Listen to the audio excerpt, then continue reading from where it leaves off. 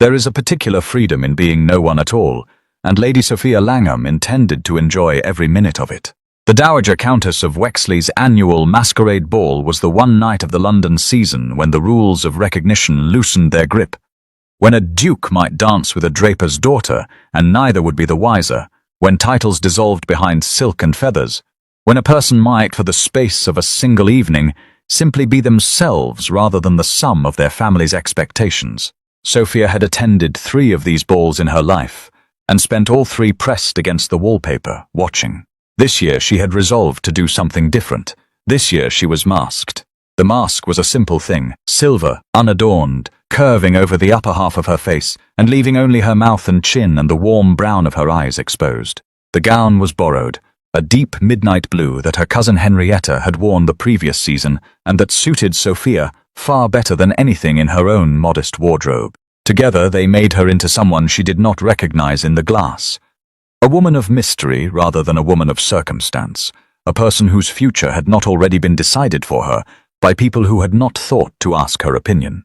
For tomorrow, and Sophia knew this with the heavy certainty of a sentence already passed, her mother would announce her betrothal to the Duke of Langford, a man she had met precisely twice, both times briefly, and who had on both occasions struck her as the human embodiment of a cold January morning, correct, imposing, and entirely without warmth. He was wealthy, he was titled. He was, by every measure her mother applied, an extraordinary match for the daughter of an earl, whose estates had been quietly hemorrhaging money for the better part of a decade. He was also, by every measure Sophia applied, a man she could not imagine spending a single comfortable hour beside, let alone a lifetime. But that was tomorrow. Tonight she was no one, and no one could waltz with whomever she pleased, and say whatever she liked, and disappear before the unmasking at midnight, without ever having to account for any of it. She slipped through the crowded ballroom, past the columns wound with hothouse roses, past the musicians in their domino masks, past Lady Wexley herself, presiding over the spectacle from a gilt chair with the sharp-eyed satisfaction of a general surveying a well-arranged battlefield, and out through the tall garden doors into the cool spring night. The gardens were lit with lanterns, hundreds of them, strung through the trees and floating in the ornamental pond, so that the whole space glimmered like something out of a dream a person might have about a better world. The music followed her out, softened by distance. The air smelled of damp earth and early roses and the green promise of the season. Sophia breathed it in and felt for the first time in weeks that her chest had room to expand.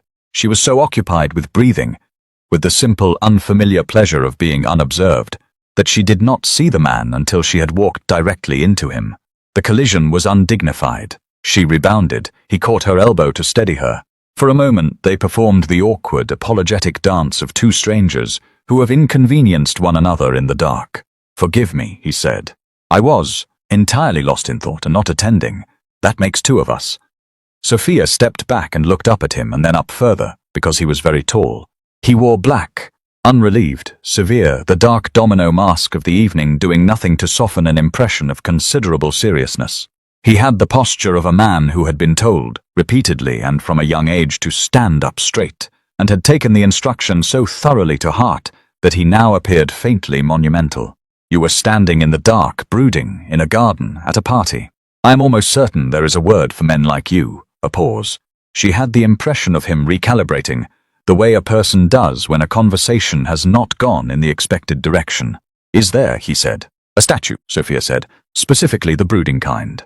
The sort they put in the gardens of great houses to suggest that the family has both money and a tragic sensibility. You would do very well as one. You have the bearing for it. Although," she added, considering, "most statues have the decency to stand somewhere out of the way, rather than in the middle of the path where unsuspecting women might walk into them." There was a silence, and then, to her genuine surprise, the man laughed. It was a quiet laugh, slightly rusty, like a door that has not been opened in some time, but it was real, and it transformed something in the severe lines of him. "I confess," he said, "I am not accustomed to being addressed in quite that manner." "No," Sophia agreed. "You have the look of a man who is as accustomed to being agreed with. It must be very dull."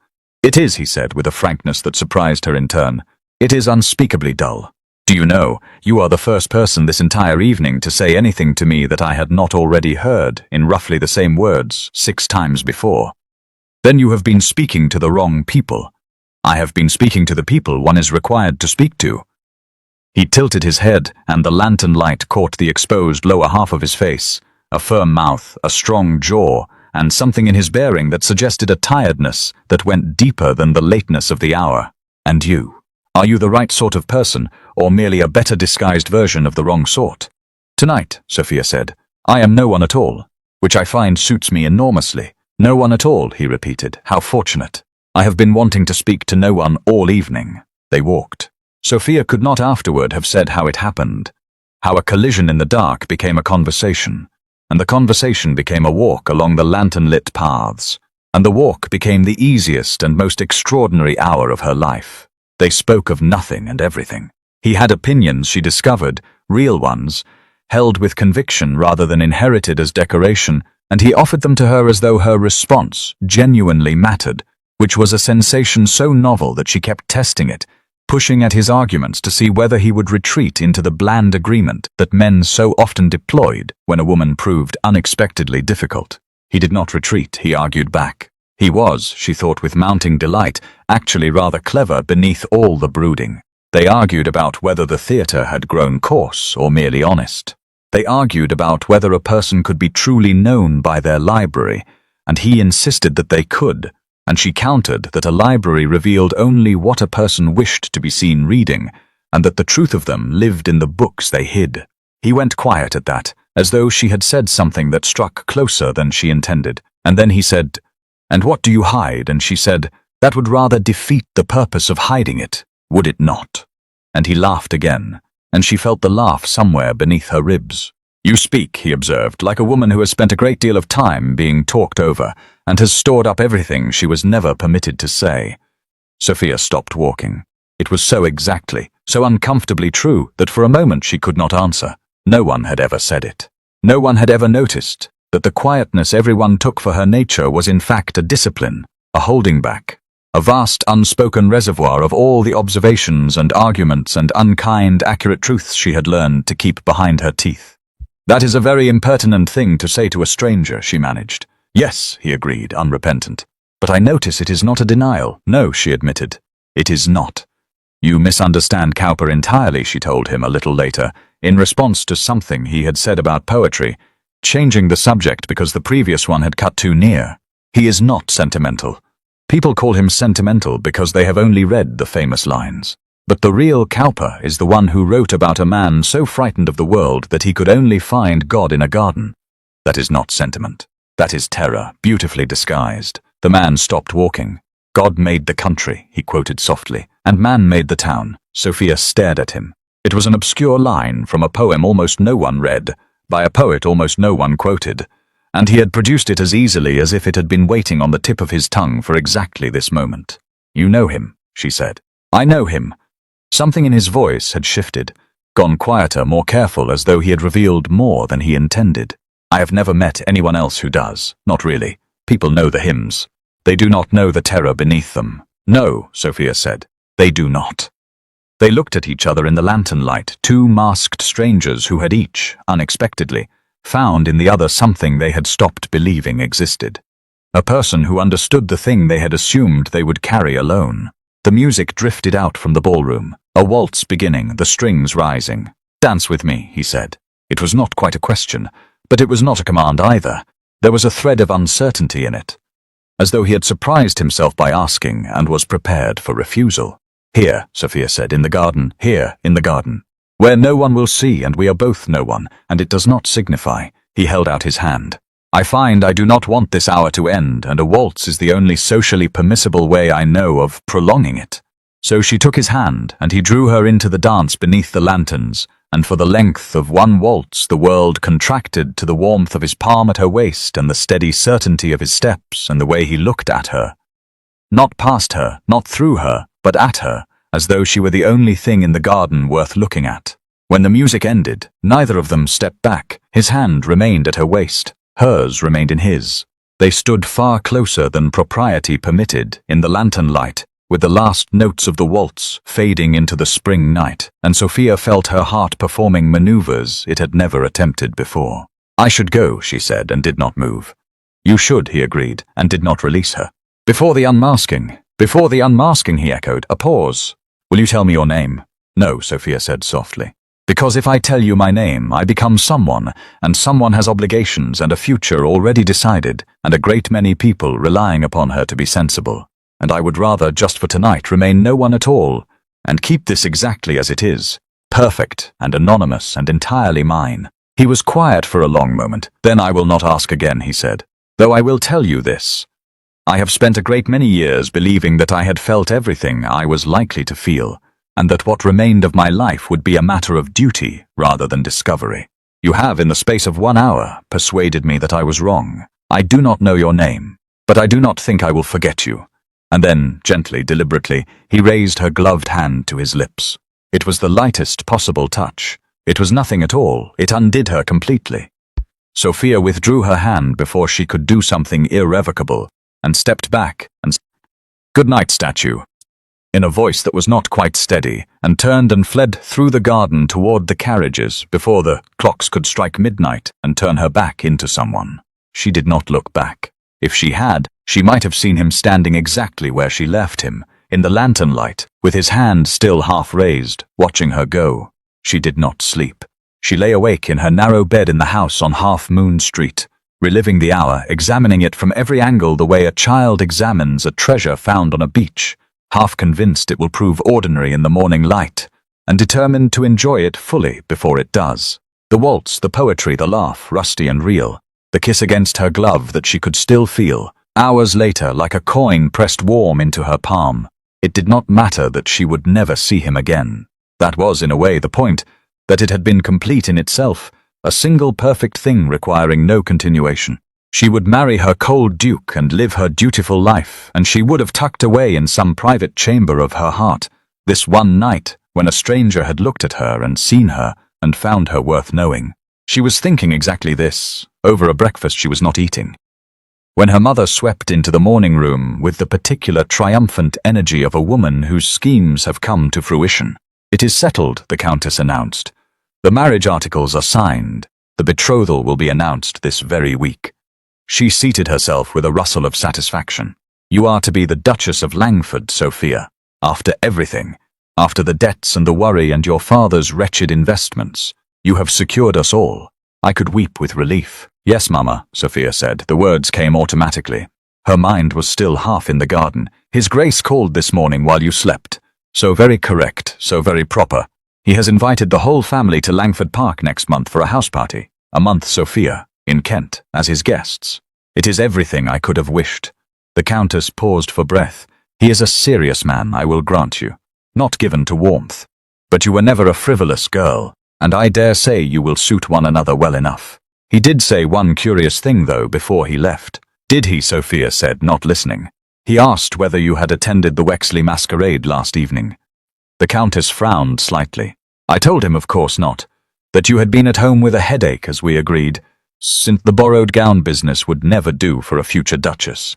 He seemed almost disappointed, most peculiar, and then he said the strangest thing. He said, but Sophia had stopped breathing.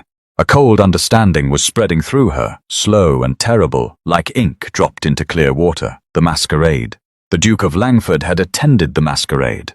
The Duke of Langford was tall and dark-haired and serious to the point of statuary, and had a quiet, rusty laugh and an unexpected knowledge of an obscure poet. And, "Mama," Sophie said carefully, "the Duke. Has he a scar above his eyebrow?" "Why, yes." The Countess looked surprised. "A small one above the left. A riding accident in his youth, I believe. However, did you?" Sophia did not hear the rest. The morning room had begun a slow, sickening rotation around her. The stranger in the garden. The man who had quoted Cowper and danced with her under the lanterns and kissed her gloved hand and told her he would not forget her.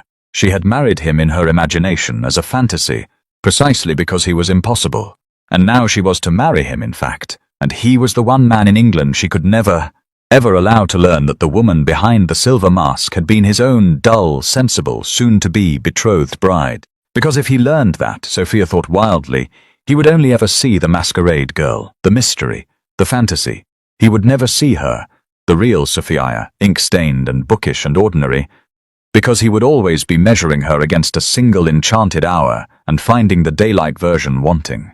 She had been given the impossible thing she wanted, and she could never, ever let him know it. The betrothal was announced, and London performed its expected reaction, a flutter of speculation, a murmur of congratulation, a general consensus that the quiet Langham girl had done remarkably well for herself, and that the cold Duke of Langford had chosen with characteristic, if uninspiring, sense.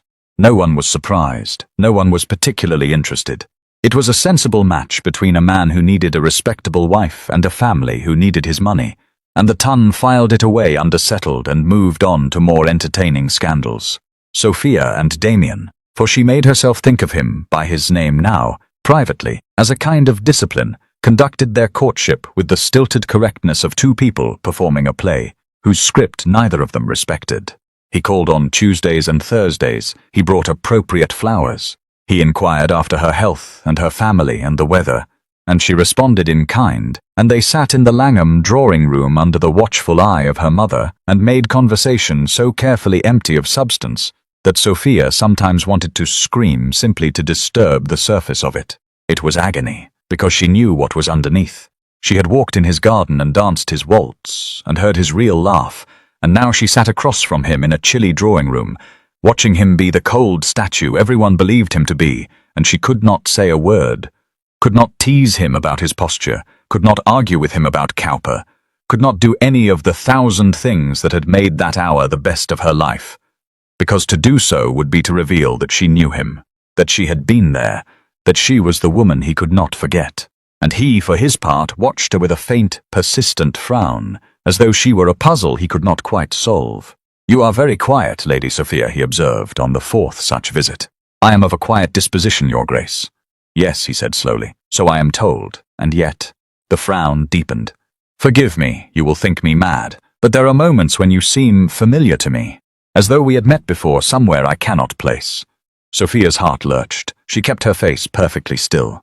"We have met before, Your Grace, twice, at the Pemberton dinner and at Lady Asquith's music-hale." "That is not what I mean." He looked at her with those piercing blue eyes, and for one terrible moment she was certain he had seen straight through her. Then he shook his head, and the moment passed. "No, I am being fanciful. Pay me no mind." But the frown did not entirely disappear, and Sophia understood that she was going to have to be very, very careful. Langford Park, when they arrived in June, took her breath away. It was not merely grand, though it was certainly that. A great honey-coloured house set in a sweep of Kent parkland, with formal gardens descending in terraces toward a lake, and beyond the lake a wildness of woods and meadow that someone, generations ago, had had the wisdom to leave alone. It was beautiful in the specific way of places that have been loved as well as maintained, and Sophia, who noticed such things, saw at once that this was a house its owner cared for rather than merely possessed. She had brought her sketchbook. She always brought her sketchbook, though she kept it hidden. The drawing was a private vice, a thing she did in stolen moments and showed to no one, because a young lady's accomplishments were meant to be displayed in the drawing room for the admiration of suitors, and Sophia's drawings were not the pretty watercolors of fashionable misses. They were sharp, observant, sometimes unkind, quick studies of faces caught mid-expression, of hands, of the small revealing gestures people made when they thought no one was watching. She drew the truth of people, and the truth was not always flattering, and so she kept her sketchbook locked.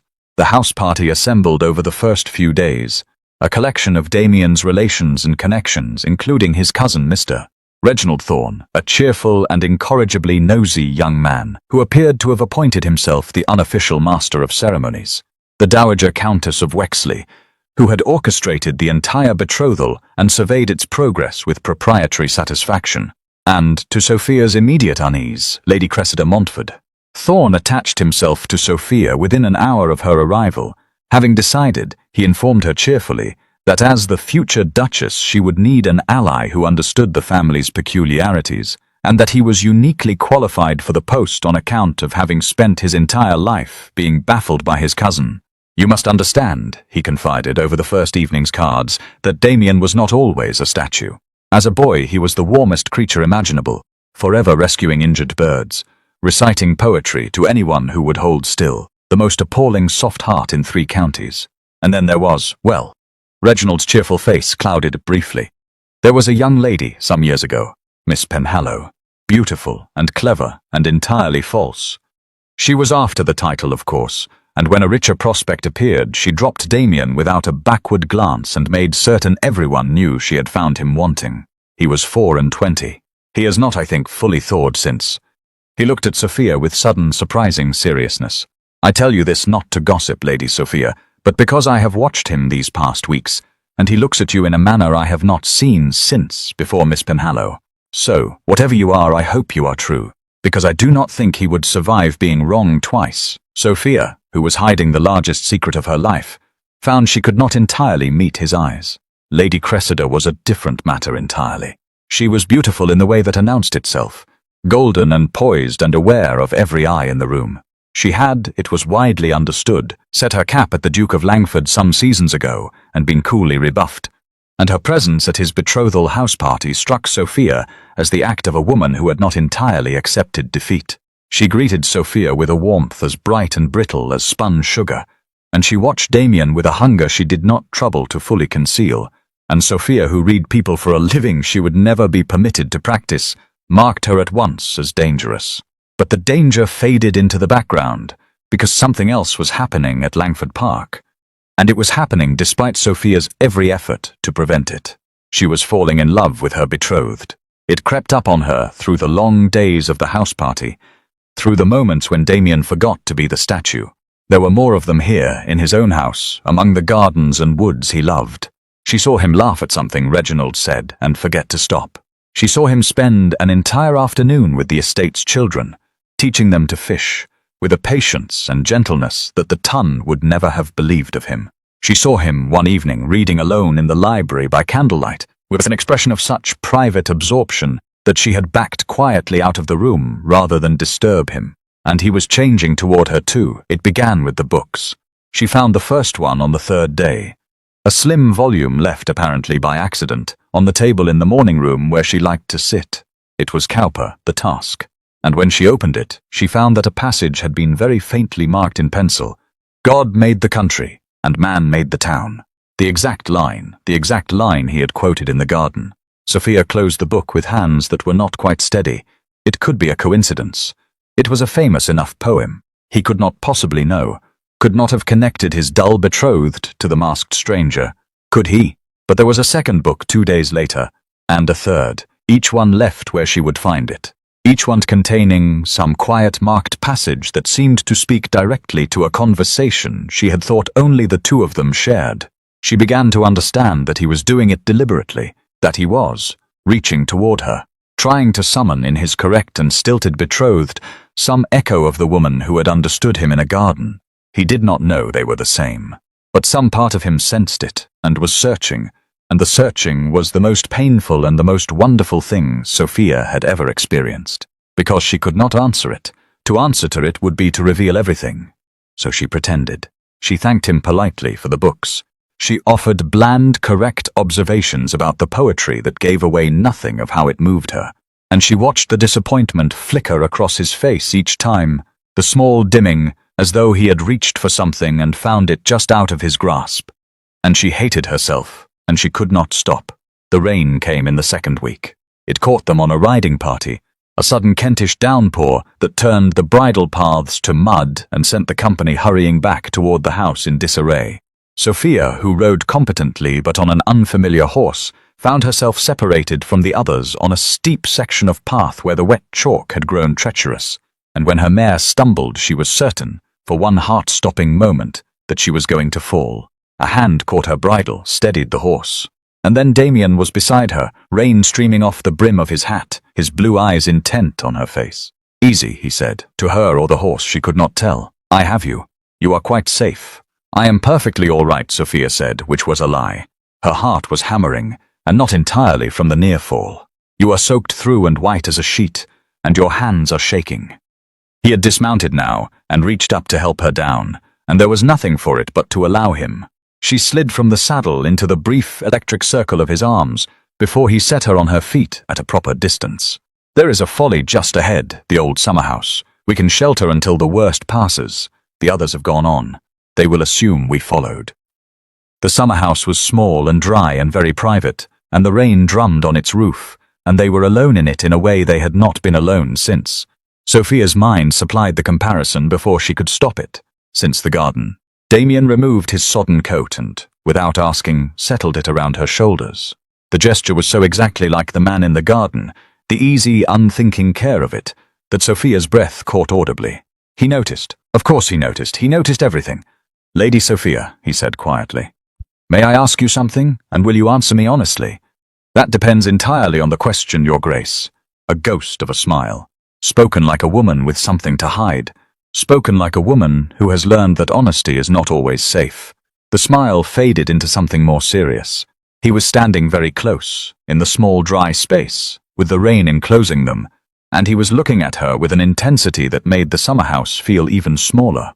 "I find myself in a strange position," he said.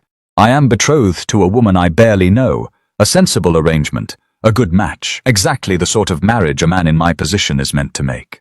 And I had resigned myself to it. I had expected to feel nothing and to be glad of feeling nothing, because feeling has not, in my experience, led anywhere good." His jaw tightened briefly, and Sophia thought of the youthful betrayal her mother had mentioned in passing, the scheming fiancé, the wound that had made him into the statue. "And instead I find that I cannot stop watching you, that you say things, rarely, when you forget to be careful, that catch at me, that there is something in you that I recognize, though I cannot say from where." He paused. "And it troubles me because some weeks ago, the night before our betrothal was announced, I met a woman at a masquerade who I have not been able to put from my mind.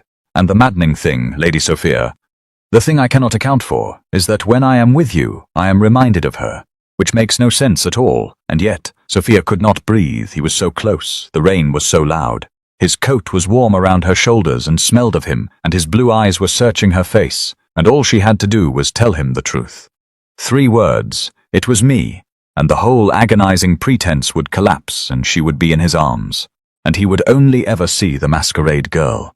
"I cannot imagine," Sophia said, and her voice came out low and unsteady, "what your masked stranger could possibly have in common with me, Your Grace. I am sure she was everything I am not, mysterious, memorable."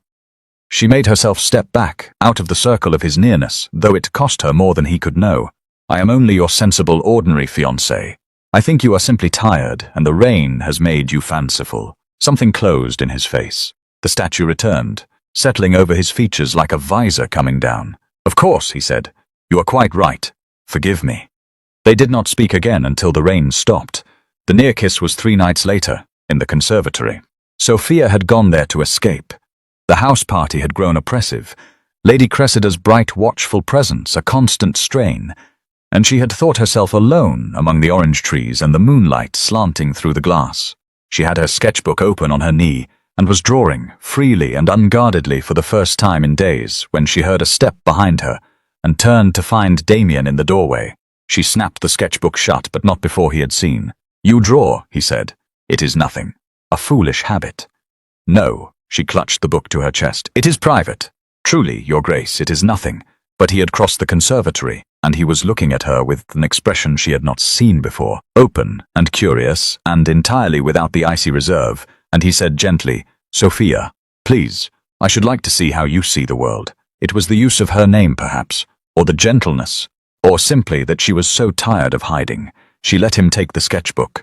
She watched his face as he opened it and turned the pages, the quick studies, the caught expressions, the unkind, truthful little portraits of the house party guests. She watched him understand what he was looking at. Not the pretty accomplishment of a marriageable miss, but the sharp, observant, slightly merciless eye of a real artist. He stopped at one page and went very still. It was a drawing of him. She had not meant to do it, had done it without quite deciding to, the way her hand sometimes drew the thing her heart was occupied with, and it was not the statue. It was Damien laughing the way he had laughed teaching the children to fish, his head thrown back and his guard entirely down, and she had captured something in it that no one was ever meant to see, least of all him. The warmth he hid, the tenderness, the man behind the mask of the Duke. "This is how you see me," he said. It was not a question. "Sometimes," Sophia whispered, "when you forget to be the statue." He looked up from the sketchbook, and the moonlight was on his face, and the distance between them had somehow vanished, and his eyes had dropped to her mouth, and Sophia knew with absolute certainty that he was going to kiss her, and that she was going to let him, and that everything was about to become very complicated indeed. The conservatory door opened. "Oh," said Lady Cressida, in a voice of perfectly calibrated surprise. "I do beg your pardon. I had no notion anyone was here. How?" They sprang apart, the moment shattered, and Lady Cressida stood in the doorway with a smile like a drawn blade, her eyes moving between them, missing nothing, and Sophia understood with a sinking heart that they had just handed the most dangerous woman at the house party a weapon. She realized the mask was missing the next morning. She had left it at the masquerade, had fled the gardens in such haste that she had not even thought of it until, much later, the silver mask abandoned on a bench, or dropped on the path, a small, careless casualty of her flight. She had assumed it lost. She had been glad of it lost. It was evidence, and evidence was dangerous, but it was not lost. Because that morning, a folded note was slipped beneath her bedchamber door, and inside it, wrapped in a sheet of paper, was a single curl of silver ribbon she recognized at once, torn from the edge of her mask. The note read in an elegant, unfamiliar hand, "Lady Sophia, I have something of yours, a pretty silver mask, found at the Wexley ball, where I understand you were not present. How curious that it should have your cousin's borrowed gown's ribbon attached to it. I wonder what His Grace would make of the discovery that his sensible fiancée was the very masked woman he has been mooning over for weeks. He does so hate to be deceived. After the last time, you understand, such a wound to a proud man's heart. Break the engagement, and cite whatever reason you like, and I shall return your little secret to you intact. Refuse, and I shall ensure the Duke learns exactly what kind of woman he has bound himself to. You have until the final ball. A friend." Sophia sat down very slowly on the edge of her bed, Lady Cressida. It had to be. She had seen them in the conservatory, had sensed the current between them, and had gone digging. And somehow, through whatever channels such women had, she had recovered the mask and assembled the truth. And the threat was perfectly aimed, because Cressida had understood the one thing Sophia most feared, that Damien, who had been betrayed once by a woman who had deceived him, would not see the masquerade as a charming secret. He would see it as a lie. He would see Sophia as exactly the kind of scheming, dishonest woman who had broken him in his youth. The masked stranger would curdle, in his mind, from enchantment into deception, and Sophia would lose not only the fantasy but the man, and worse, she would have proven herself precisely the thing he feared most. She had until the final ball. The storm broke on the night before the final ball, and it broke everything open with it. It had been building all day, a heavy electric pressure in the air, the sky bruising slowly purple over the Kent woods, and it arrived after dinner with a violence that drove the house party from the drawing room to the windows to watch the lightning walk across the lake. Sophia could not bear the company. She had spent the day in a state of escalating dread, the note burning in her writing desk, the choice before her impossible. Break the engagement and condemn her family to ruin, or refuse and watch Damien learn the truth in the cruelest possible way, from the cruelest possible source. She slipped away to the conservatory, the scene of the near kiss, the place that had become in her mind theirs, to think and to be alone with the storm. She was not alone for long. "I thought I might find you here," Damien said. He stood in the doorway, and the lightning lit him from behind, and Sophia's heart broke a little at the sight of him, because she had decided in the long, miserable hours of the day what she had to do. "Your Grace," she rose, "I am glad you have come. There is something I must say to you, and I had rather say it now and have it done." He came into the conservatory. The rain lashed the glass walls. The orange trees stood dark against the lightning. He stopped a few feet from her, and his face was grave, and he said, "If you mean to break our engagement, Sophia, I wish you would not." She stared at him. "I have been watching you," he went on, "growing more wretched by the day, and pulling further from me with every hour, and I have been trying to understand what I have done to cause it. And then this afternoon I overheard Lady Cressida speaking to her maid. She did not know I was near, and I heard enough to understand that she has some hold over you, some threat. And I will not pretend to know its nature, but I will tell you this. Whatever she has told you to do, whatever she has frightened you with, I would ask you to trust me with it instead. Because I have come these past weeks to—" He stopped. His jaw worked. The words seemed to cost him enormously. "Because I do not wish to lose you, and I find I cannot account for how much I do not wish it." The storm raged. Sophia stood in the conservatory and looked at the man she loved, who was asking her, in the only language he had, halting and proud and unpracticed, to trust him with the truth. And she understood in that moment that the choice was not between her family's ruin and Damien's wound. The choice was between a lie she could control and a truth she could not, and that she had been so frightened of him seeing only the masquerade girl that she had never given him the chance to see all of her, that she had decided, on his behalf, what he was capable of understanding, exactly as the whole world had always decided, on her behalf, what she was capable of being. She was so tired of being decided about. Damien, she said, his name for the first time aloud, and she watched it land on him like a touch. I'm going to tell you something, and I am terrified, and I need you to let me finish before you say anything. Will you? He went very still. I will. Sophia took a breath that shook. The night before our betrothal was announced, she said, I went to the Wexley masquerade, in a borrowed gown and a silver mask. I told my mother I had a headache and I went, because I wanted one night of freedom before my life was decided for me. And in the gardens I walked into a tall, brooding man dressed all in black, and I told him he looked like a statue, and he laughed. A rusty laugh, like a door that does not open often. And we talked for an hour about everything and nothing.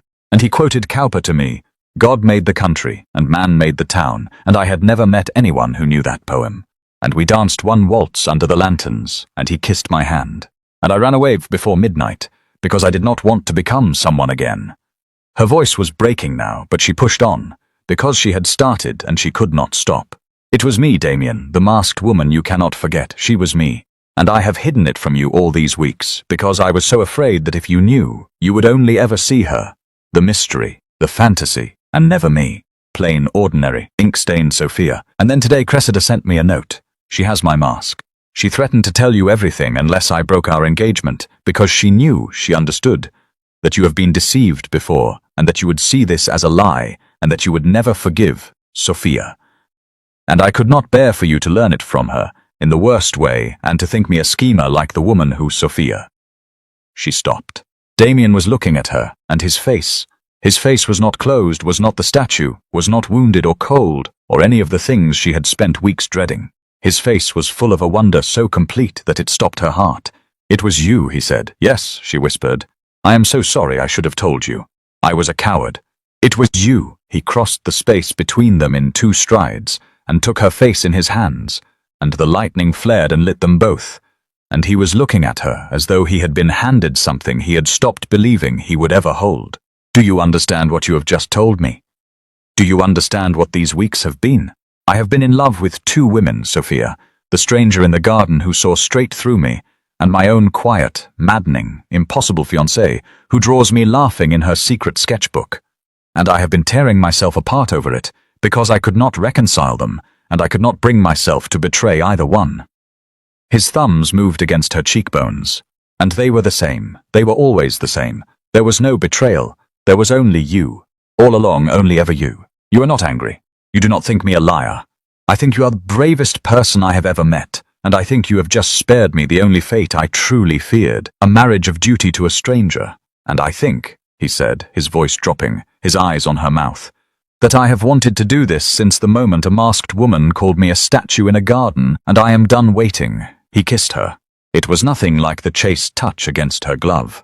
It was the kiss of a man who had been waiting weeks, months, for permission he had not known how to ask for, and it was tender and fierce all at once. And Sophia melted into it with a sound that was half a sob and half a laugh, her hands fisting in his coat, the storm crashing against the glass around them, and for the first time in her life she felt entirely and completely seen. Both versions of her, the masked and the unmasked, the mystery and the truth, and found, to her astonishment, that being seen was not terrifying at all. It was, in fact, the safest she had ever felt. When at last they broke apart, both of them somewhat undone, Damien rested his forehead against hers and said, unsteadily, Cressida has your mask. Yes. And forged something, I expect. A note or letters. She would not rely on the mask alone. It proves only that you attended a masquerade, which is hardly ruinous. His mind was working now, the way she had seen it work over the estate accounts and the chessboard. Quick, precise, strategic. She means to expose you at the ball tomorrow. To shame you publicly, break the engagement, and present herself as the obvious replacement. Then we must do nothing tonight, Damien said, except trust each other. Tomorrow we let her think she has won. And then, a slow, dangerous smile spread across his face, the smile of the man behind the statue, and Sophia thought she had never loved anyone so much in her life. And then we let her overreach. People like Cressida always overreach. They cannot help it, and when she does, we will be ready. The final ball of the house party was the grandest of the lot. The great ballroom at Langford Park opened in its full splendor, 300 candles, the county's gentry assembled in their finest, the orchestra playing and the champagne flowing, and the whole glittering machinery of society arranged for a single brilliant evening. Lady Cressida made her move at 11 o'clock. She did it beautifully, Sophia had to admit, with all the skill of a practiced performer. She waited until the room was full and the attention high, and then she contrived a small commotion near the orchestra, a raised voice, a turning of heads, and into the gathering quiet she said, in a tone of wounded reluctance pitched to Carrie, "I do so hate to be the one to say it, but I cannot in good conscience stand by while a man of his grace's honor is so cruelly deceived." She produced from her reticule the silver mask and a small sheaf of papers. These letters came into my possession. They reveal that Lady Sophia Langham attended the Wexley masquerade in March, unchaperoned, in a borrowed gown, conducting herself in a manner I should blush to describe. She has presented herself to His Grace as a model of propriety while concealing a night of, I can only call it abandon. The mask is hers. The letters are in her own hand. I leave it to the company to judge what manner of woman has schemed her way into the dukedom of Langford. A gasp moved through the ballroom. 300 faces turned toward Sophia, who stood very pale and very still beside her horrified mother. Cressida watched her with bright, triumphant eyes, holding out the letters for inspection, and the Duke of Langford began slowly to laugh. It was the rusty laugh, the real one, the one almost no one in that ballroom had ever heard, and it spread through the silence like a crack through ice. Damien stepped forward, entirely composed, and the company watched in astonishment as the coldest man in England crossed the floor with every appearance of genuine delight. "Lady Cressida," he said, "how extraordinarily kind of you to raise the matter publicly, where everyone might benefit from the truth. May I see the letters?" Cressida, thrown off her stride, hesitated, then handed them over with a flicker of uncertainty. Damien examined them. He took his time, and then he looked up and addressed the room. "These are very fine forgeries," he said pleasantly. "Truly, the penmanship is a credit to whoever was paid to produce them. But they have one fatal flaw, which I am perhaps uniquely positioned to identify." He held up the topmost letter. "They are dated the 14th of March, and describe Lady Sophia's conduct at the masquerade in some lurid detail. The difficulty is that Lady Sophia could not possibly have written an account of the masquerade, because the only person who knows what occurred at the masquerade that night, besides Lady Sophia herself, is me." He paused, letting that settle. "Because I was the man she met in the gardens. I was the man she danced with. And I can assure this company that her conduct was, throughout, that of a woman of intelligence, wit, and absolute honor. Which is rather more than can be said for the conduct of whoever forged these." The ballroom erupted in murmurs. "You see," Damien continued, and now there was steel beneath the pleasant tone, "I made certain inquiries today, Lady Cressida, after I learned of your little scheme. It is remarkable what one can discover about a person's circumstances when one is a duke with a great many connections and a sudden motive. The Montfort estate is, I understand, in considerable difficulty, quite as bad as the Langham estate ever was, though you have hidden it more skillfully. You did not want me, Lady Cressida. You wanted the dukedom, and the fortune attached to it, and you were prepared to destroy an innocent woman's reputation to acquire them. The forger you employed has, I am sorry to say, already been persuaded to provide a full account, in exchange for not being prosecuted. So," he handed the letters back to her with a small bow, "I believe these are yours, as is the mask which you stole. I would suggest you take both. And the next carriage, to wherever you intend to go to escape what I imagine, will be a very thorough discussion of your conduct among everyone in this room. Good evening." Cressida's beautiful face had gone white, then mottled red. She looked around the ballroom and found 300 faces arranged in expressions ranging from shock to delighted scandal, and not a single ally among them, and she did the only thing left to her. She lifted her chin, gathered the ruins of her dignity, and swept from the room without another word. The murmurs rose to a roar. "Near the door, mister." Reginald Thorne caught Sophia's eye across the ballroom and gave her a small, private nod, the nod of a man whose warning had been heeded, and whose cousin had against all expectation been proven right to hope. "True after all," the nod said, "I am very glad." And Damien turned from the door, ignoring all of it, and crossed the ballroom to where Sophia stood, and took her hand in front of the entire assembled county and said, in a voice not pitched to Carrie at all, meant only for her, Are you all right? You told them, Sophia said, dazed. You told everyone, about the masquerade, about us. I told them the truth. His thumb moved over her knuckles. I have spent 11 years hiding behind a mask of my own, Sophia. The cold duke, the man who feels nothing, because feeling had hurt me once, and I was determined never to be hurt again. And it kept me safe, and it made me unspeakably lonely. And then a woman in a silver mask told me I looked like a statue, and I have not wanted to be safe since. I have only wanted to be seen, by you. He glanced briefly at the scandalized, thrilled whispering room. Let them whisper. I find I no longer care what the world thinks of me. I care what you think of me. That is the only opinion that has ever mattered. He proposed at dawn. The ball had wound down into the small hours. The guests had retired, full of the most delicious scandal Kent had seen in a generation. And Sophia, unable to sleep, had wandered down through the silent house and out into the rose garden, where the first grey light was breaking over the lake and the roses stood heavy with dew. She was not surprised to find him there. By now she had stopped being surprised by the way they found each other. We are already betrothed, you realize, she said as he came toward her through the roses. Quite officially. The articles are signed. My mother has told everyone in England. I know. Damien stopped before her. The dawn light was on his face, and he looked younger than she had ever seen him, and entirely without the statue's armor, which is precisely why I must do this properly. Because that betrothal was a transaction, Sophia. An arrangement between our families. You never chose it, you were never asked. He took both her hands in his. And I find I cannot bear to marry a woman who did not choose me, so I am asking, not as a duke to an earl's daughter, not as a sensible match. As myself, as a man who fell in love with a stranger behind a mask, and then fell in love all over again with his own betrothed, and only discovered on a night of storms that they were the same impossible, brilliant, beloved woman. He dropped to one knee in the wet grass among the roses, and Sophia's breath caught, and her eyes filled. I fell in love with a stranger, behind a mask, Damien said, his voice low and steady and entirely without the icy reserve that had once defined him. Then I fell in love with my betrothed. It was always you, Sophia.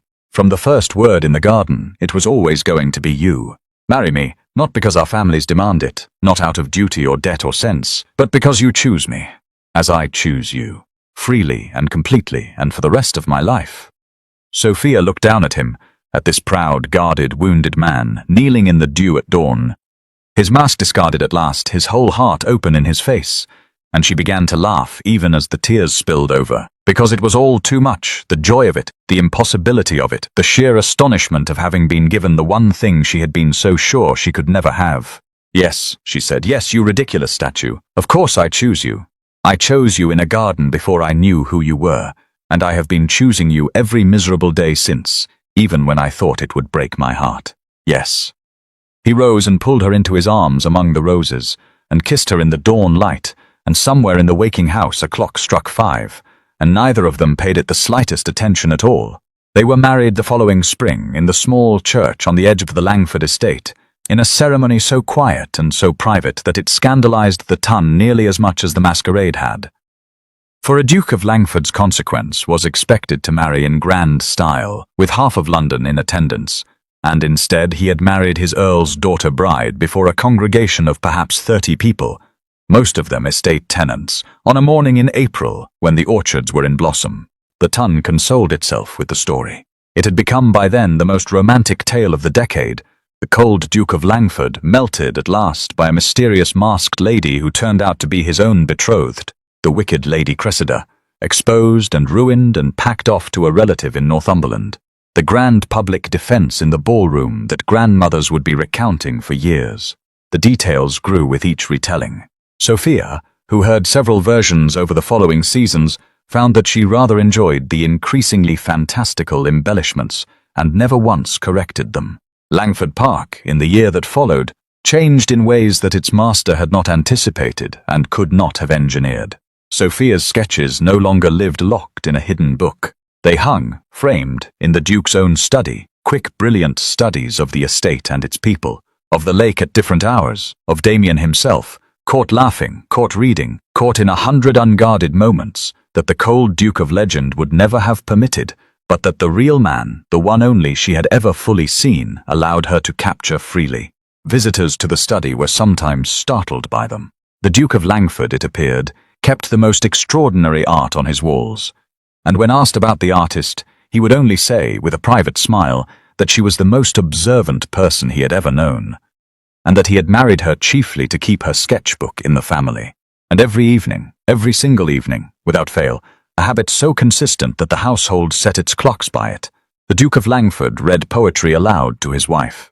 It had begun as a kind of joke between them, a reference to the garden, and it had become something far more precious, a small daily ritual of intimacy, of two people who had each spent their lives hiding, choosing, deliberately, to be known. He read her Cowper and Wordsworth and the obscure poets that only the two of them seemed to love, and she sketched while he read or simply listened, and the candlelight pooled around them, and it was, both of them privately agreed, the best hour of every day. There was one evening, late in the spring, when the house was quiet and the servants had retired, and Damien found Sophia standing alone in the empty ballroom, the great room where he had defended her before all the county, where everything had changed. "What are you doing in here in the dark, statue?" she asked, though there was no statue left in him, not for years now. "Looking for my wife," he said, crossing the moonlit floor toward her, "and finding her as usual somewhere she is not expected to be. I was remembering, I know." He stopped before her and held out his hand exactly as he had once held it out in a lantern-lit garden to a woman in a silver mask. "Dance with me, there is no music." "There has never needed to be," Damien said, and drew her into his arms. And they waltzed, alone, in the empty ballroom at dusk, with no music but the memory of it, and no masks between them and nothing at all left to hide. And as they turned slowly through the moonlight, he bent his head and murmured against her ear the same words he had quoted to a stranger in a garden, a lifetime and a moment ago. "God made the country, and man made the town." And Sophia, who had once fled before midnight rather than become someone, who had spent her whole life being decided about, who had been so certain that the right person could never exist for a plain and ink-stained earl's daughter with a sharp tongue and a secret sketchbook. Sophia laughed and finished the line for him, and held him closer and danced. She was someone now, she was entirely gloriously herself, and she had never in all her life felt so free. The silver mask was never returned. Sophia did not want it back. She had no further use for masks of any kind.